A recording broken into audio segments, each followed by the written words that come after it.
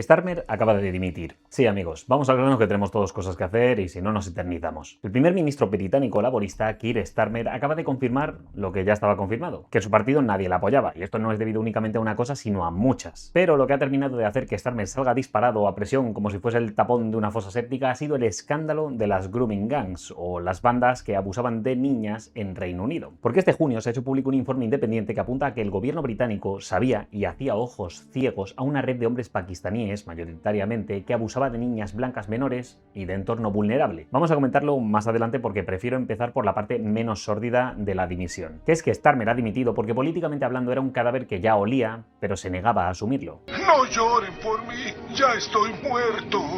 Los laboristas en Reino Unido venían de ganar en 2024, pero en 2026, con apenas 2 años de gestión, Starmer estaba más quemado que un guiri en las playas de Mallorca. La popularidad por los suelos y una sensación en el país de que el gobierno no toma un rumbo, sino que está a verlas venir, sin capacidad para planificar, sino únicamente para responder y reaccionar. Ya solo esto explica un poco el espejismo de la victoria que tuvieron en 2024. Los laboristas no ganaron porque fuesen la polla, ganaron por el descontento de la población con los conservadores que realmente habían jodido el país al salirse muy dignos ellos con el Brexit de la Unión Europea. Los británicos se montaron la película que emocionó a Spielberg de que iban a ser la hostia cuando se saliesen del bloque europeo, y la realidad está siendo un poco más dura de tragar. Como castigo a los conservadores, o como única alternativa, pues votaron por descontento a los laboristas, que tampoco es que tuviesen gran cosa yendo a su favor, la verdad. Lo digo porque tú ves a Starmer y no te parece un tío carismático precisamente, no es un buen vendemotos, no te moviliza realmente a la gente, y como estratega político pues deja mucho que desear visto lo visto. Y esto en Reino Unido lo han debido ir viendo paulatinamente, porque la economía está floja objetivamente hablando, tienes un problema de migración sin resolver, y en mayo hubo elecciones municipales en Inglaterra y parlamentarias en Gales y Escocia, y ahí los laboristas se dieron cuenta de la hostia de realidad más grande jamás vista en su historia, porque os insisto que aún no hemos llegado casi a los 2 años completos de gobierno laborista y la población ya los está mandando a tomar por culo. Bueno, es que no fue solo la hostia padre, es que encima el partido de Farage, Reform UK, pegó el pelotazo gracias a que supo canalizar muy bien el descontento más visceral de los británicos.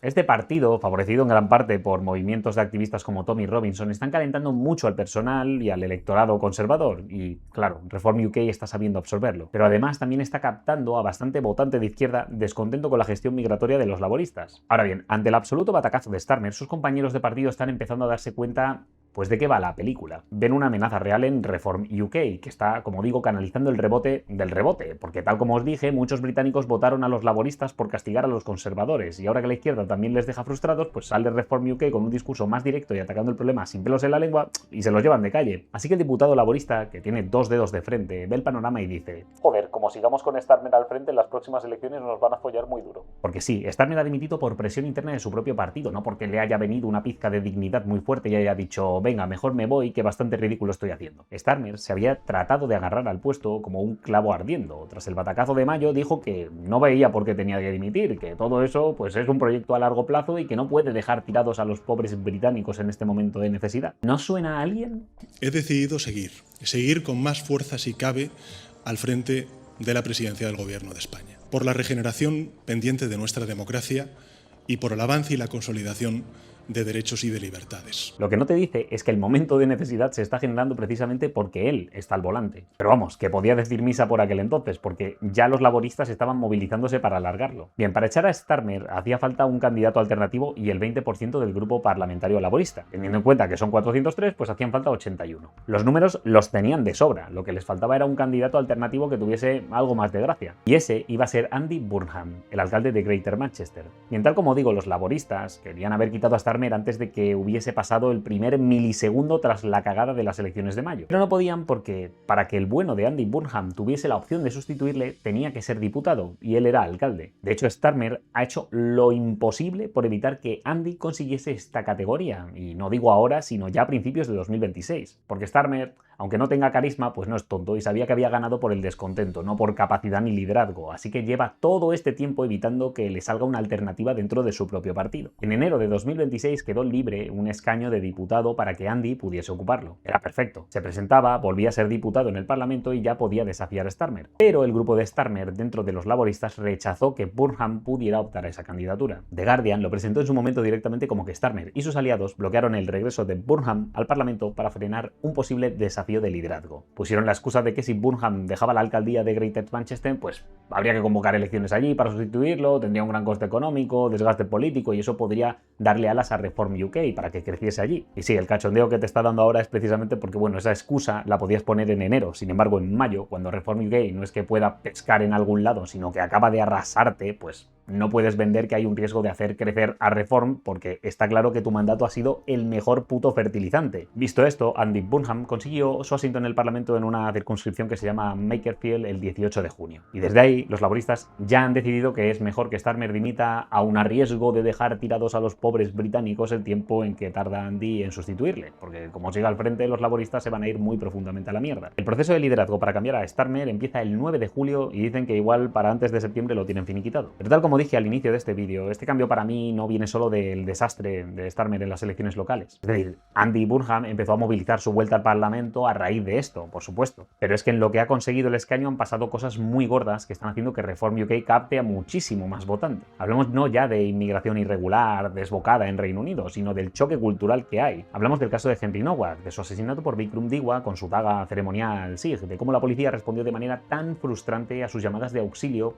que se está ahogando. Esto para muchos británicos tiene que ver directamente con cómo se condiciona la actuación policial si hay un migrante implicado y el plan de actuación racial de la policía británica. El tema no va de si este agresor era nacional, de si era Sikh, musulmán o testigo de Jehová. Va de que la policía no debería estar condicionada en su actuación por motivos raciales, tanto para bien como para mal. Debería ser una actuación neutra en la que decir racismo no te inhibe completamente de escuchar lo que está pasando en tu puta cara. Que la víctima te está pidiendo ayuda porque le han apuñalado y no podía respirar. Este choque también lo vemos en Belfast, donde un migrante al que se le dio el estatus de asilo porque venía de un país como Sudán, que está en guerra, pues apuñaló y dejó ciego a un vecino de la zona que pasaba por ahí. Esto está haciendo que muchos británicos se hagan una pregunta, que es algo así como ¿por qué que Sudán esté en guerra implica que este tío puede tener el estatus de asilo aquí? ¿Por qué nos tenemos que hacer cargo nosotros? ¿Por qué no se va a Nepal? Pero bueno, espérate, porque esa pregunta se la hacían antes de lo último que ha pasado. Porque lo más gordo de todo esto, que le ha explotado a Starmer en la cara y que ha sido como la gota que colmó el vaso para que dimitiese, es el reporte de Rupert Lowe de las grooming gangs o las pandillas pakistaníes de abuso. Estos son redes de explotación sexual infantil que en Reino Unido han sonado especialmente fuerte. El patrón que describen los informes británicos es hombres adultos mayoritariamente pakistaníes y asiáticos que captan a niñas blancas británicas vulnerables, es decir, niñas que están tuteladas, en situación de pobreza, con problemas familiares o en estado de exclusión. Y estas redes de hombres mayoritariamente pakistaníes asiáticos pues se aprovechaban de ellas. Se presentaban como novios, les daban alcohol, drogas, regalos, comida, las llevaban de aquí para allá y luego las iban pasando a otros hombres de la red para abusar de ellas en casas, hoteles, taxis, restaurantes o pisos. Eso, tal como digo, lleva un tiempo pasando en Reino Unido. Hay casos de hace años documentados, pero siempre se han presentado como casos aislados de cara al público. Pero es que ahora ha salido a la luz un informe que no es el oficial del gobierno, sino uno independiente. Se trata de la Rape Gang Inquiry Report, publicado este mismo mes de junio de 2026 y está vinculado a un parlamentario, Rupert Lowe, y a una investigación independiente financiada por donaciones. Tiene 219 páginas y trata de una investigación que está dirigida por supervivientes de esta mafia asquerosa.